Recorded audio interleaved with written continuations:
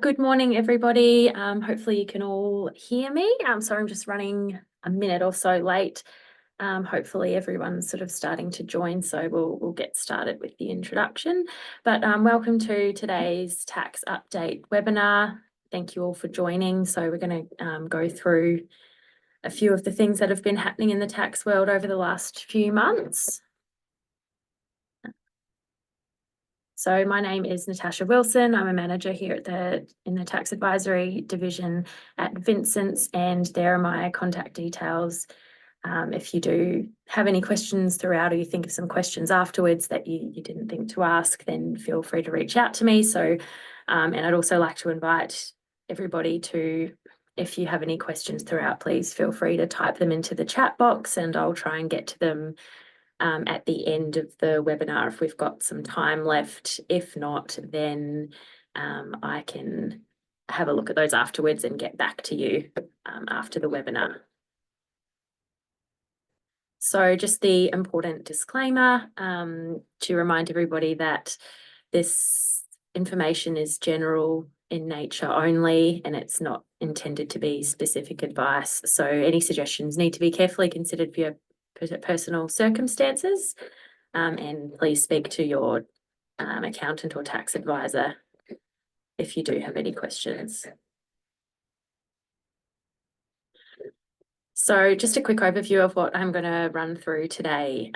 So firstly, some ATO rulings and guidance that's come out in the last few months. So first up, there is a draft practical compliance guideline on personal services businesses and the application of Part 4A to those. And then we have got some guidance on Section 99B, draft guidance again. So there's a tax determination and a PCG that we're going to run through there for regarding non-resident trust distributions. Then, since we are in the thick of tax time for individuals, I'll also run through some recently released ATO guidance on work-related expenses, where they've gone through some common myths and things to consider. Then some proposed new legislation, recent court cases, and at the end there is also a fact sheet that's now been released on the payday super policy that was proposed in the budget this year.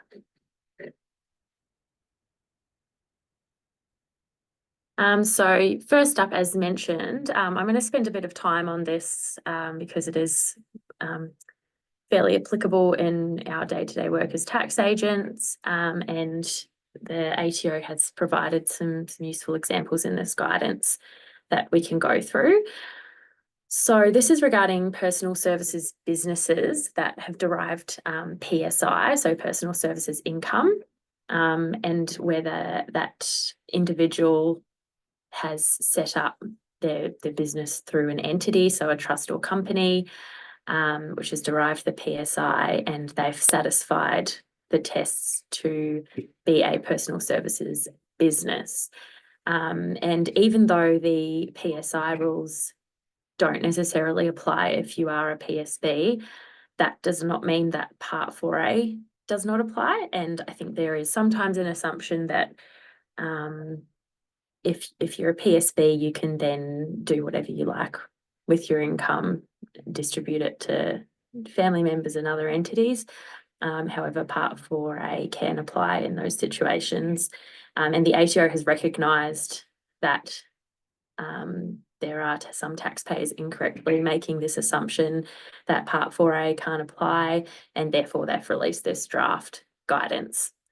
So it explains basically when the ATO will be more likely to have cause to apply compliance resources to consider the application of Part 4A. So as with a lot of practical compliance guidelines issued by the ATO, there are some low risk and high risk scenarios, and then a bunch of examples to go with that.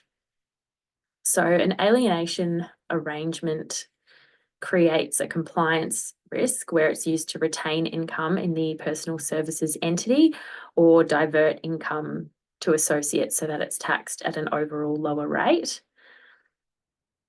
And Part 4A can apply where the dominant purpose of a participant in such a scheme was to obtain a tax benefit.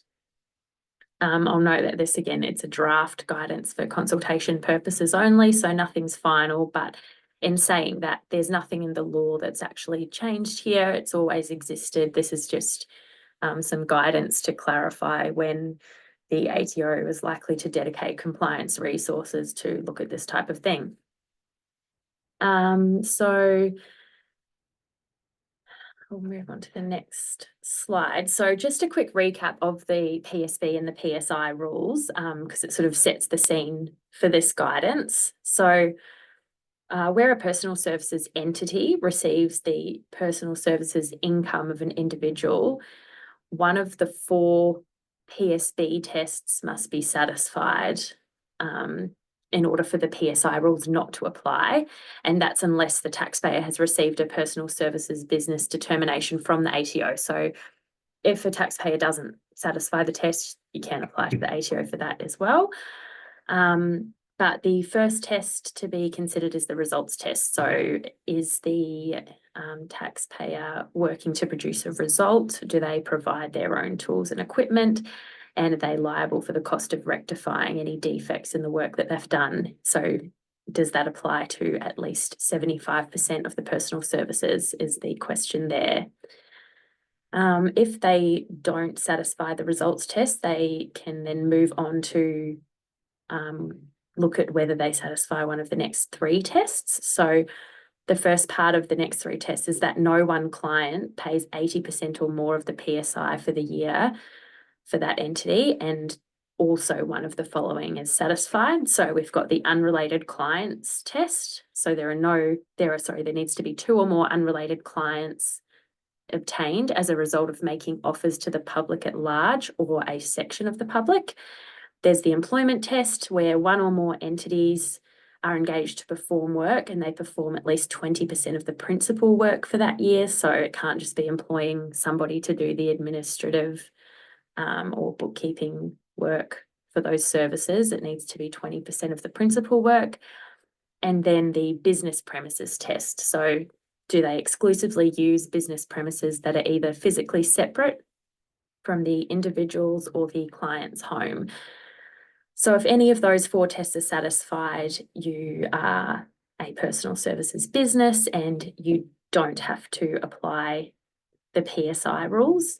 So the PSI rules are that the PSE has PAYG withholding obligations. So basically means that all of the PSI has to be promptly paid out as salary and wages with PAYG withheld throughout the year. There are also deduction limitation rules that apply, and then also the net PSI must be attributed to the individual who performed the personal services. And just on that last one, I think is where sometimes there's a bit of misunderstanding in that people go, okay, I'm a PSB, I don't have to apply the PSI rules, which includes that I don't have to attribute all of the income to myself. However, Part 4A can then apply and say, well, if you've then distributed income to other entities or individuals, then have you done that with the dominant purpose, a tax benefit being the dominant purpose? So you can still get caught out on that 3rd point, even if you are a PSB. So these are the low and high risk indicators from the PCG. So just going to run through those. They're the sort of the main purpose of it all. So the low risk indicators are that the net PSI is distributed to the individual whose personal efforts or skills generated the income and it's taxed at their marginal rate. The remuneration received by the individual is substantially commensurate with the value of their personal services. So really looking at whether they've been paid way too low a salary or whether it is reasonable. Whether remuneration is paid to an associate or a service trust or company for services related to the earning of the PSI, if that amount is reasonable for the services provided by them. So it's okay if you're paying a reasonable salary to somebody for performing, administrative services for what you're doing. It just needs to be in line with the work they've provided. It needs to be market rate and all of that. Another low risk indicator is that where there's a timing difference between the earning of the PSI and the distribution of the net PSI to the individual for reasons that are outside of the control of the individual and PSB, or where the delay can be explained by circumstances not attributable to tax. So it would only create a temporary deferral of tax to the following income year. The next low risk indicator is that the PSB makes a superannuation contribution on behalf of the individual who is an employee of the PSB for the purposes of providing a superannuation benefit. So fine to make superannuation contributions as long as it's for the individual who is performing the services.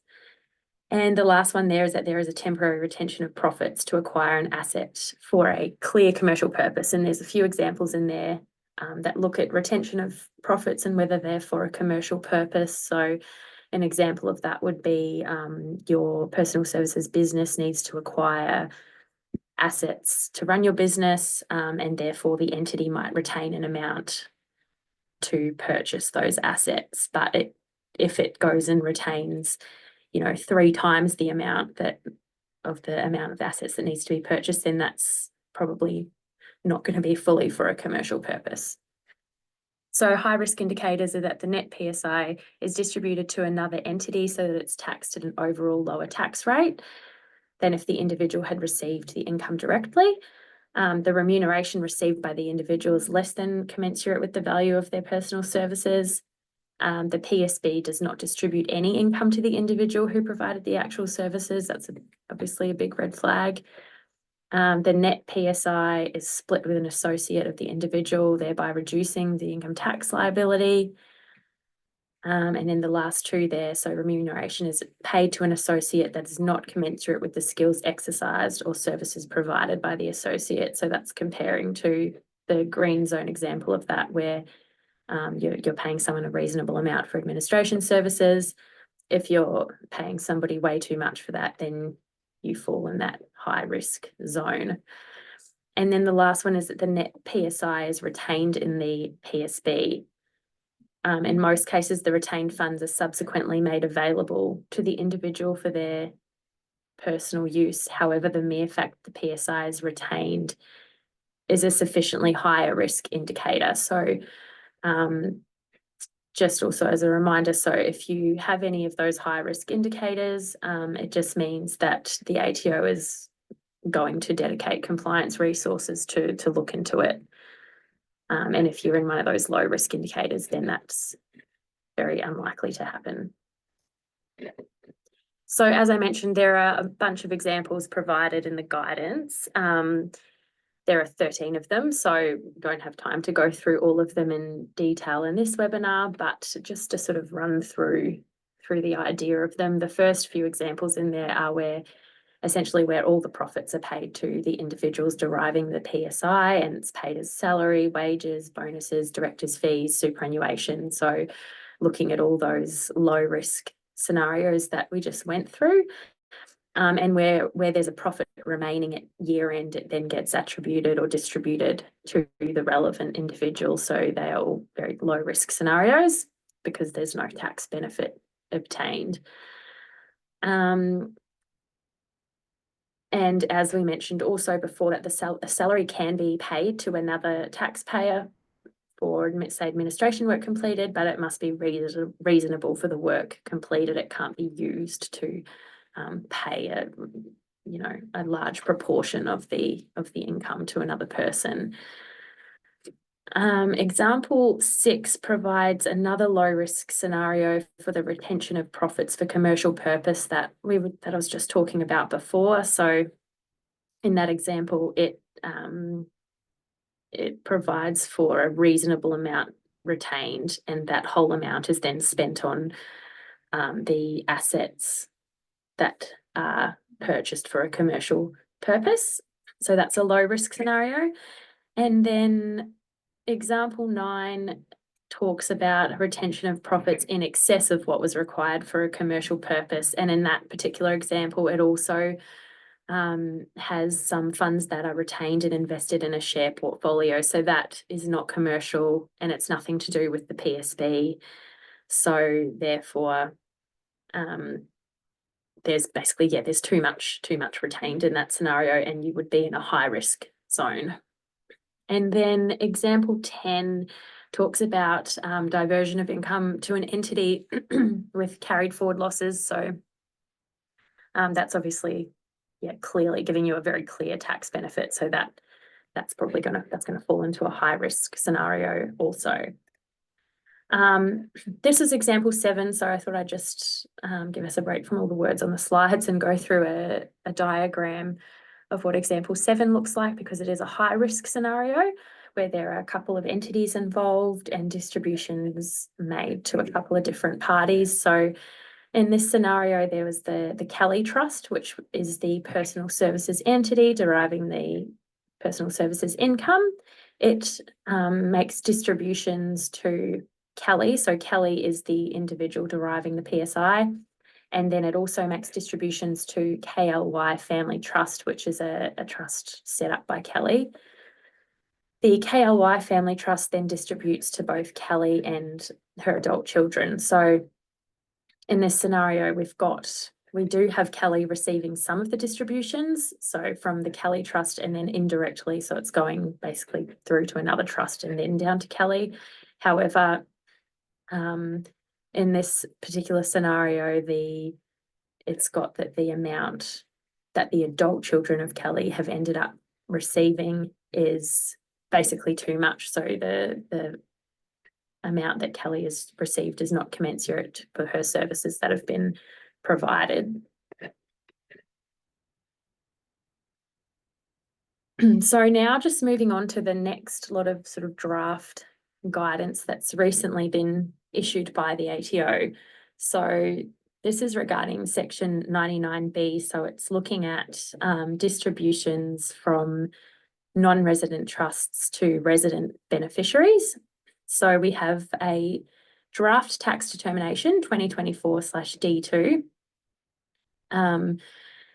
And just to start us off, just to broadly go over what section 99B does, it provides for the inclusion and assessable income of a beneficiary of a trust, of amounts paid to or applied for the benefit of that beneficiary where they were an Australian tax resident at any time during the relevant year. So what that's really saying is distributions from any trust, whether that's a foreign trust or an Australian trust, where they're being received by an Australian tax resident. Subsection 1 of 99B is providing that Australian tax resident beneficiary must include that as assessable income in their tax return. So following on from that, that section 99B1 amount is then reduced by certain amounts under 2 key exceptions that are provided for in subsection 2 of 99B. And it's on the basis of a hypothetical taxpayer. Now the tax determination goes through what the hypothetical resident taxpayer looks like. But basically the two exemptions broadly are the corpus exemption. So if an amount represents corpus of the trust, except to the extent that it's attributable to amounts derived by the trust that, if they had been derived by an Australian resident taxpayer, would have been included in the assessable income of that Australian resident taxpayer in an income year. So that's a bit of a mouthful, but basically it's an exception within the exception. So there's an exception for corpus of the trust. However, if you look at the hypothetical Australian resident taxpayer, if for some reason there was an amount in there that would have been assessable to that taxpayer, it's not excluded. And then the second one is the non-taxable exception. So it excludes an amount that, if it had been derived by an Australian resident taxpayer, it would not have been included in the assessable income of that resident taxpayer. So we're really just looking at this hypothetical taxpayer, resident taxpayer, and looking at whether it would have been accessible to them or not. So this draft tax determination provides guidance, as I said, on the hypothetical resident taxpayer for the purposes of those exclusions. So it looks at three main points, which I'll go into more detail on in the next slide, but they are broadly the characteristics of the hypothetical taxpayer being limited to residency, the need to have regard to the circumstances that gave rise to the amount in the hands of the trustee, and the relevance of the source of the amount paid or applied to the beneficiary. So the issue with this is that after reading the guidance, it's sort of what the ATO is sort of doing is clarifying, but I think the breadth of Section 99B is a lot broader than what some taxpayers or practitioners may have initially thought, and I've got some examples of that also a couple of slides on. So looking at the characteristics of the hypothetical taxpayer, that first one, it is limited to residents in Australia, and you cannot assume any other characteristics such as being an individual, trust or company. So we can't assume what type of entity that taxpayer is, just that they're an Australian resident. And what that therefore means is, and there's examples in that draft guidance, which sort of clarify this, but that no CGT discount would be available to the hypothetical taxpayer because, as we know, the discount's only available to individuals and trusts, not companies, and we can't assume that about the hypothetical taxpayer. So CGT discount wouldn't be available. Then we have to look at the characteristics of the amount. So this encompasses the circumstances resulting in the trust estate receiving the amount, which is subsequently distributed to an Australian beneficiary, and thus triggering the operation of Section 99B1.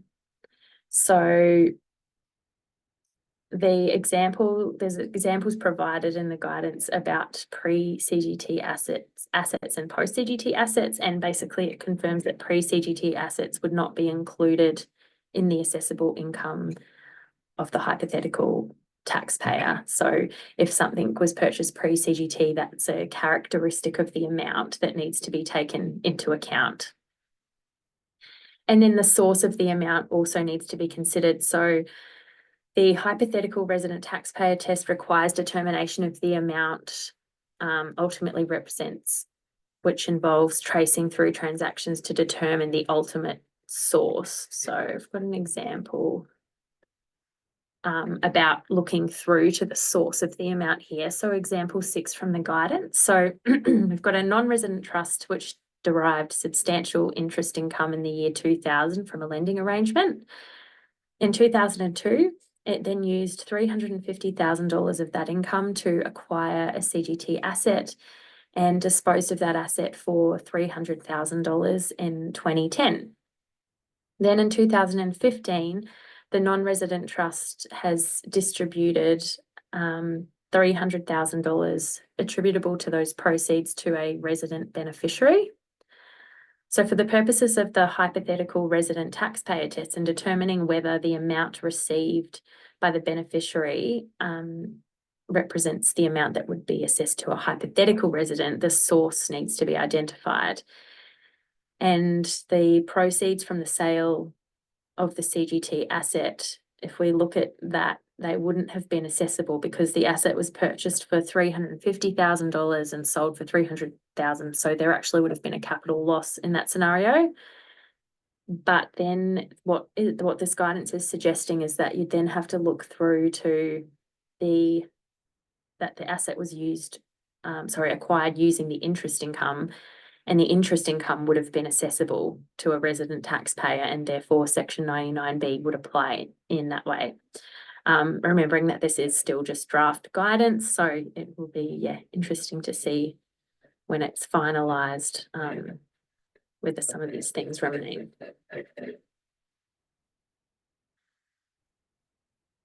So this slide, I've just got some common 99B scenarios from the PCG, so it's PCG issued as well, and some common scenarios which kind of display the breadth of Section 99B. So they are a non-resident migrating to Australia and winding up their non-resident trust after becoming a resident. That could cause issues. Obviously, because if they're then receiving distributions while they're a resident rather than a non-resident, it's going to become taxable. A distribution out of accumulated profits by a non-resident trust to an Australian resident beneficiary, or a gift or loan of funds by a non-resident to a resident beneficiary. Also, the trustee of a non-resident trust allowing a resident beneficiary to use trust property, a resident beneficiary receiving an amount from a non-resident deceased estate, and then the last one there is a resident beneficiary receiving a loan from a non-resident trust, which is later forgiven. So obviously those scenarios sort of show that it can apply to much more than just your traditional, plain vanilla distribution, like profit distribution from trust to a beneficiary. So yeah, I suppose on that, it's something to definitely be wary of. And if you've got entities or there's a group, family group or anything that's got sort of transactions going between trusts and there's non-resident trusts and Australian residents involved as well, then there definitely needs to be a risk assessment done in that regard. And also just a bit of record keeping that the PCG goes through. So always so important that the onus is on the resident beneficiary to provide evidence of either the trust corpus exemption or the non-taxable exemption. And regarding the corpus exemption, it's said that the trustee resolution will not alone be sufficient, and that the financial statements for the non-resident trust must be prepared in a manner which clearly identifies the source of the payment to the resident beneficiary. So that can obviously be problematic. We've got, trusts overseas preparing financial statements using different standards, and yeah, obviously that's can cause some issues there. So moving on now I just wanted to quickly run through, because we're, right in tax time, we've probably got some individuals wanting to claim certain things and every year having to explain what's deductible and what's not. So the ATO has issued their Employees Guide to Work Expenses. It's probably a useful guide to even just provide to some clients. It explains, the golden rules of claiming a tax deduction in relation to your salary or wages. And it's also listed out some common myths about work expense deductions. So first one is that there's no automatic claim for the $150 laundry, 5,000 kilometres and $300 for work-related expenses. So there's no such thing as an automatic claim, even though there is no requirement there for you to provide receipts. In those circumstances, you still have to be able to show how you came up with the amount that you think you're eligible to claim and that it relates to your work activities. The other one is that bank or credit card statements cannot replace receipts as substantiation. So common myth is that if someone can show the transaction in their bank statement, that's enough substantiation, but that's not the case. A receipt is generally required. Also, things like gym memberships, clothing expenses, and TV and newspaper subscriptions, they are generally private in nature and too general to be able to enable someone to claim a tax deduction for them. The other one there is if you're using the fixed rate method for working from home expenses, an estimate of hours is not acceptable substantiation. So previously under that method, it actually was acceptable, but the new guidance that was issued by the ATO, I think it was about a year ago, but it now says that an exact, you need to provide the exact number of hours you've worked from home, and you need to be able to show the contemporaneous records that prove that those are all the hours that you did work from home, not just an estimate. of how many hours you think you worked from home. It actually needs to be recorded on a contemporaneous basis. And also, if people are claiming travel expenses for conferences, they need to be apportioned for any private component of the trip. So if you're flying overseas for a conference and you add a couple of days on at the end to, go and do some sightseeing, have a bit of a holiday, you need to apportion your flights and accommodation for those days and only claim the portion that was related to the conference. The last point there that I just wanted to touch on was self-education expenses. So I think in the last webinar, I went through a few cases on self-education expenses. There have been quite a few in the last year or so. The ATO was really clamping down on those needing to be directly specific to your current income earning activities. So there's a tax ruling that was issued earlier in the year. I think it was back in February. But it gives a lot of examples and information on when someone is eligible to deduct these expenses. So the income earning activities must be based on the exercise of a skill or some specific knowledge, and the self-education enables you to maintain or improve that skill or knowledge, or the self-education objectively leads to or is likely to lead to an increase in your income from your current income earning activities. So if it's like there's a sort of a lot of very general MBA courses and things like that out there where the ATO sort of is likely to look at those and say it's too general, it's not going to be specific enough to relate to a skill in your current income earning activities.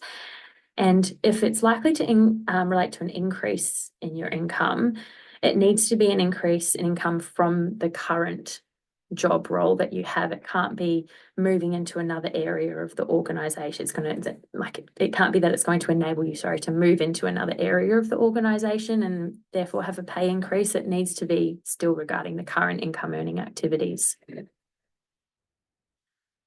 So just now onto a couple of pieces of proposed legislation. So the first one is the foreign resident capital gains withholding that's been proposed to increase. So that's where we've got foreign residents disposing of Australian property. And at the moment, there's a requirement at settlement for 12.5% to be withheld from the proceeds and remitted to the ATO. And there's also at the moment a $750,000 threshold on the value of the property before the withholding applies.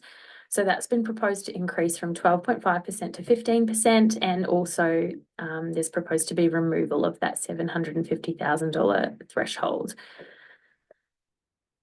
So just a couple of reminders on that it can be varied. However, when you are applying for a variation of this with the ATO, the CGT calculation is required to be provided to the ATO, and most, if not all, substantiation needs to be provided when applying for the variation. If you just submit the calculation and don't provide supporting documents, the ATO is likely to come back and ask for all that information, basically. So it's important, if you're doing this for clients, to let them know that the ATO probably is going to ask for that substantiation, and if you can't provide it, they're probably not going to allow, or they're not going to allow the variation, basically.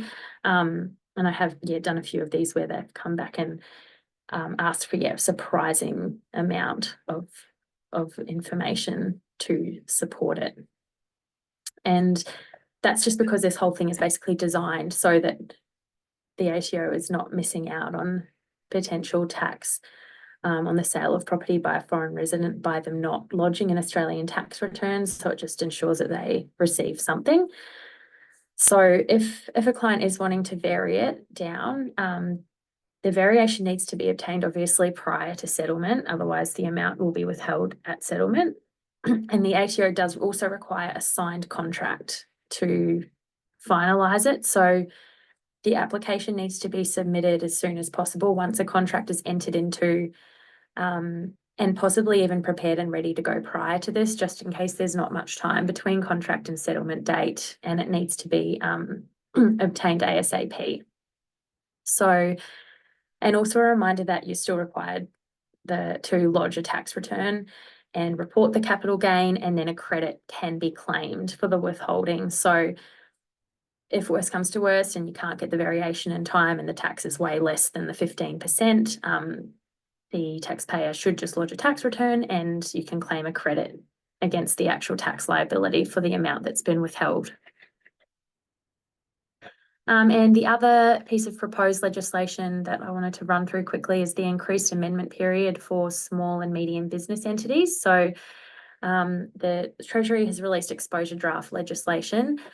Currently, there's a 2-year amendment period, and that's been increased to 4 years for small and medium business entities. So the purpose of it is said to aim to help small businesses deal with the compliance burden of having to apply for an extension of their amendment period where things need to be changed or fixed up.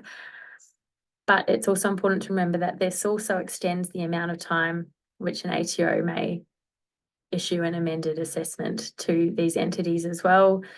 So it may provide a further obligation to tax agents taking on new clients where there've been things lodged incorrectly in prior years' tax returns. So often, inheriting clients, there may be some issues that haven't been dealt with quite right in the past. Often, if there's a 2-year amendment period, we can only amend what we're within the time period to amend for. But if that's extended to 4 years, it's, I feel like it sort of increases our obligation as tax agents as well to go back and let the client know of any risks associated with, the last 4 years rather than the last 2 years. So this is said that it will commence for assessments issued on or after 1 July 2024 once it's passed. All right, so now just onto some cases. So I'll quickly run through a few of more recent cases that have been being talked about, and then I think the last slide after that is just to run through the super payday policy fact sheet that's been released. So this first one was regarding a settlement payment for an income protection insurance claim. So a lump sum was paid in settlement of the claim for benefits under the income protection policy. The taxpayer started receiving benefits in 2013 and later appointed a third party to negotiate a possible commutation of her income protection insurance benefit. So basically wanted to just receive a lump sum of the whole lot, rather than continuing to receive the monthly benefits or whatever it was. So the taxpayer eventually agreed to accept $1 million in full and final settlement of her claim under the policy, and agreed that the life insurance should be cancelled. The amount was assessable as ordinary income under Section 6-5.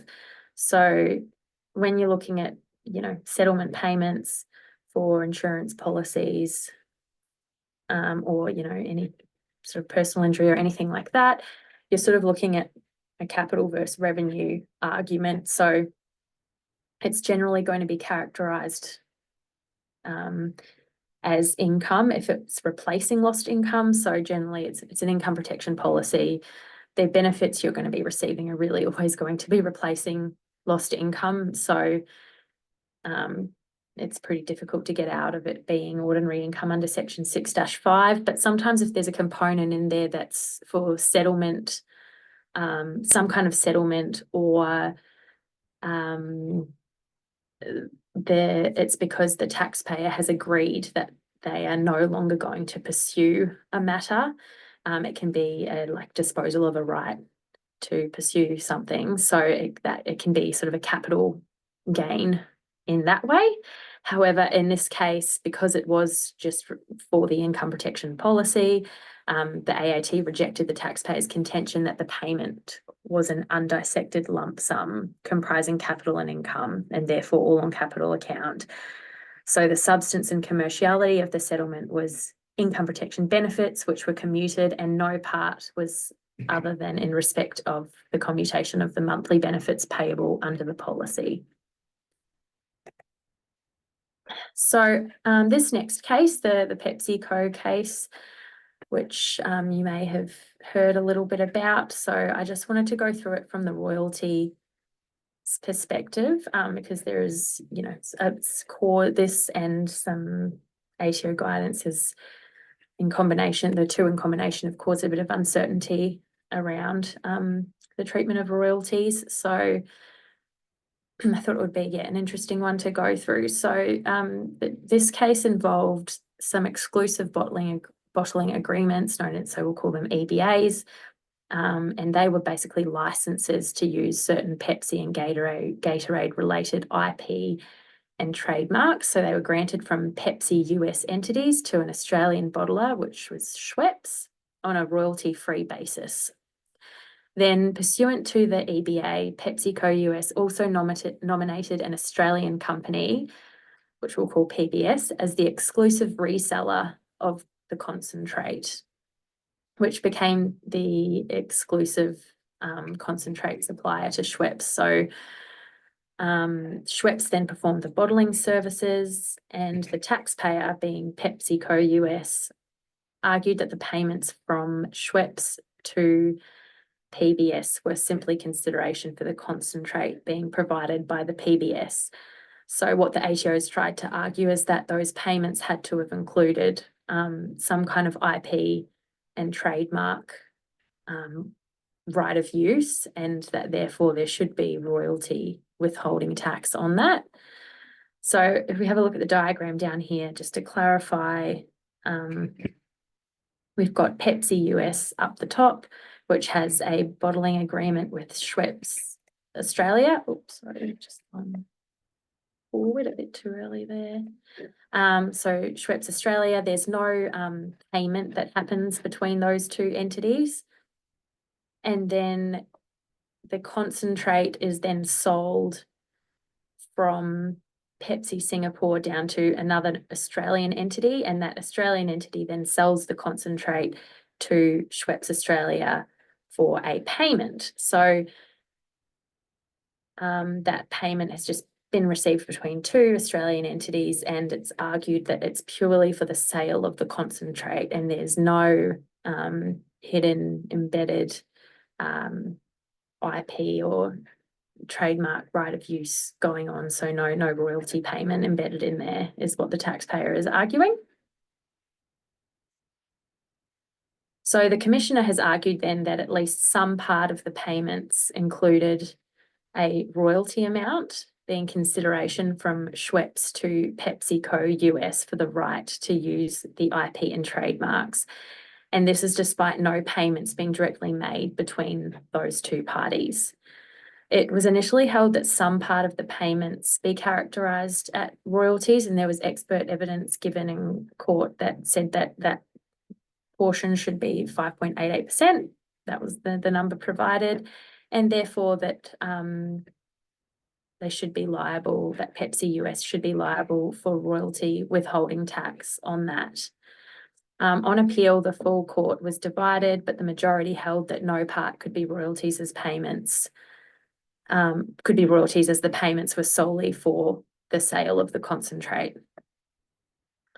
However, irrespective of the characterisation, the full court unanimously held that any income from such payments had not been derived by PepsiCo US and therefore was not liable for royalty withholding tax.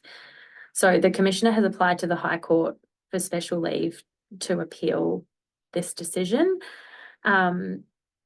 Also, on the back of that, there is a draft tax ruling on royalties regarding the character of payments in respect of software and IP rights. So that TR 2024/D1. So the ATO has deferred finalising this guidance, awaiting whether they're going to be allowed to appeal this case, because if they lose this case, it is going to have quite a big impact on that guidance, I would have thought. So In particular, the case will impact the ATO's embedded royalties approach, which involves an Australian entity avoiding the application of royalty withholding tax by disguising or embedding such royalties within other types of payments. So as we can see, the question up here in this diagram is whether the payment for that concentrate, whether embedded in that there is some kind of royalty payment for the use of the IP. So for now, there is a taxpayer alert which was issued in 2018, TA 2018/2, and that sets out the ATO's concerns regarding the mischaracterization of activities or payments in connection with intangible assets. And on this next slide, I just have a diagram that's from that taxpayer alert. And you can see that we've got the foreign company up in country A. It provides management services to the Australian company. It provides trademarks, copyright, and formulas processes to this country B in between. And then we've got the Australian company is providing consideration to country A, but just for the management services. So the question there is whether there is, obviously, it's what that's pointing out is a prime example of where there's likely to be embedded royalty payments in the consideration for the management services. And looking at that diagram, it does look, quite familiar to the PepsiCo case diagram that we were just looking at on the previous slide. So multinationals with a high degree of IP value need to continue to remain vigilant because they will remain in the ATO's sights, and it is wise for such entities to risk assess these arrangements, given the uncertainty around the draft guidance and the outcome of that case at the moment.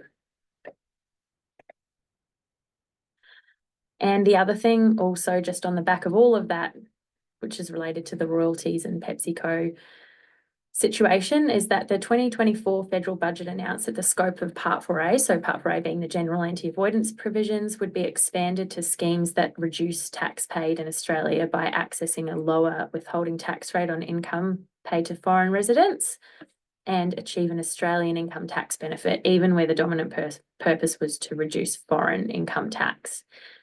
So we don't have any draft legislation on this yet, but if we do, then royalty payments will become a very live issue for tax avoidance purposes. So there's a bit going on at the moment regarding royalties. This next case is just yet another bunch of superannuation guarantee cases. So I think in my last webinar, there were quite a number of SG cases as well, but this in particular was on jockeys' riding fees. So there were actually 5 different cases heard on the same day on whether jockeys were employees of various New South Wales horse racing clubs for SG purposes.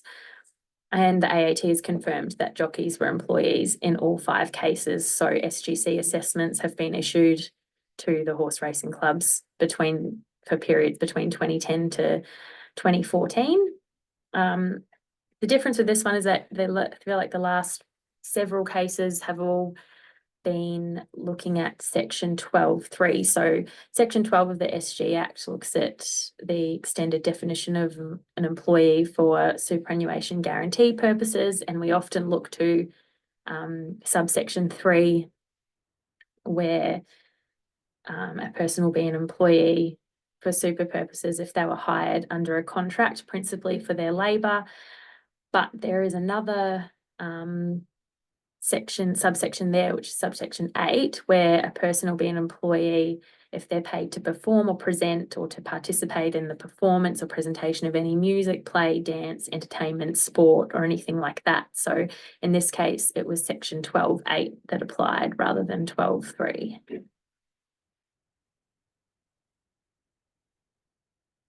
This one is regarding taxpayers operating a cash business who underreported taxable income. Surprise, surprise.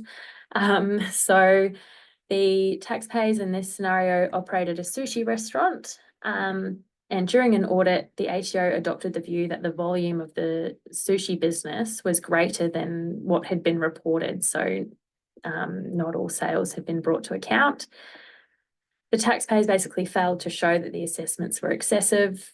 The AAT could not conclude that the taxpayers were telling the truth in important matters concerning the level of income. So as with a lot of these cases, the burden of proof is always with the taxpayer to, if the ATO has decided and used some other method to come up with the taxpayer's taxable income, and they've used that method because the taxpayer doesn't have sufficient records to show what their actual income is, the burden of proof is then on the taxpayer to prove the commissioner wrong. So and that starts with having appropriate records. Obviously, a cash business is probably not going to have appropriate records. So it is really important.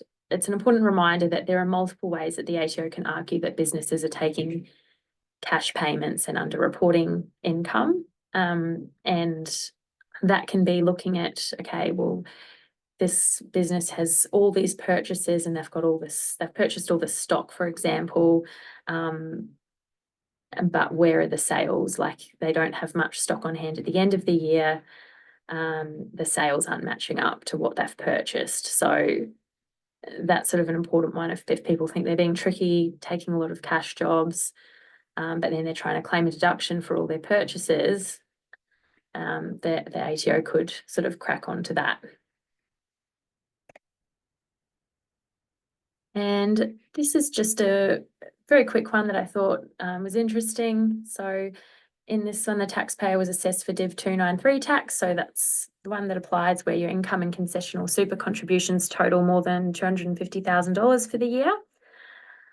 And in this case, the Div 293 tax was caused by the taxpayer utilising the bring forward concessional contributions rule. So also as a reminder, as we know, we've got a $30,000 concessional contributions cap. However, if we've got unused amounts of that cap from prior years, we can bring that forward rather than having it as a use it or lose it. We can then use unused amounts from prior years and potentially get more money into our super as concessional contributions. So the taxpayer in this case tried to argue that he did actually have excess concessional contributions because he didn't elect to use the unused concessional contributions bring forward rule. So tried to argue that to use that, you've got to elect to use it. However, the commissioner argued that the taxpayer had no excess concessional contributions because it's not, you cannot choose whether or not to use it. It's not an election. So you can't choose to do that to avoid the Div 293 tax liability. So this case basically confirmed that the carrying forward of unused concessional contributions cap is mandatory and not optional.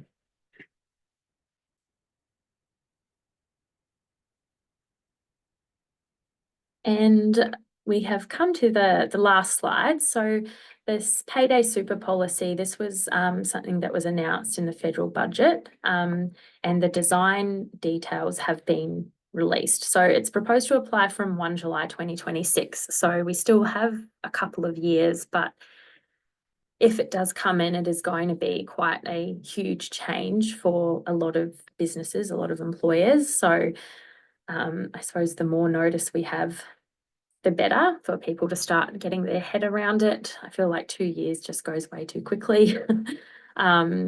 So under the payday super policy, it's proposed that Australian employers are going to be required to pay SG at the same time as the salary and wages are paid. So rather than having the quarterly superannuation due date, it's going to have to be paid on that same day as the salary and wages. So it's aiming to reduce unpaid super and help employers improve their payroll management by just having to pay it on that same day.